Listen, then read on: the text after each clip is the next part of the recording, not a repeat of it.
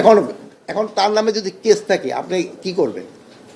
আপনি তো আবার যদি ছেড়ে দিলে আবার আপনি কিন্তু বলবেন স্যার আপনি ছেড়ে দিচ্ছেন। অনেকবার বলছি কেউ যেন ভোগান্তির শিকার না হয়, এই জন্য আমরা অবশ্যই ব্যবস্থা নিব। আমরা বলছি শুধু দুষ্কৃতিকারী যেন আইনের আওতায় আসে এবং শাস্তি ভোগ করে, কোনো একটা নিরীহ লোক যেন কোনো অবস্থায় শাস্তি ভোগ যেন না করে, এই ব্যবস্থা আমরা অবশ্যই নিব।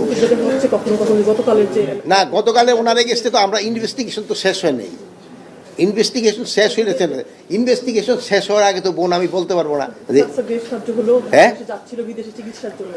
এখন এখন তার নামে যদি কেস থাকে আপনি কি করবেন? আপনি তো আবার যদি ছেড়ে দিলে আবার আপনি কিন্তু বোন বলবেন স্যার আপনি ছেড়ে দিচ্ছেন, ও অমুকের ছেড়ে।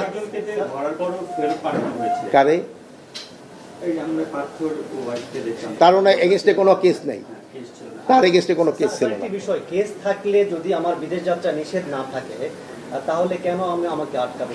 বিদেশ যাত্রা নিষেধ আছে কিনা একটা পলিসি আছে, ওই পলিসির মতো যেটা যারা পড়ে তাদের। তা আপনারা ভালো থাকেন, আল্লাহ হাফেজ।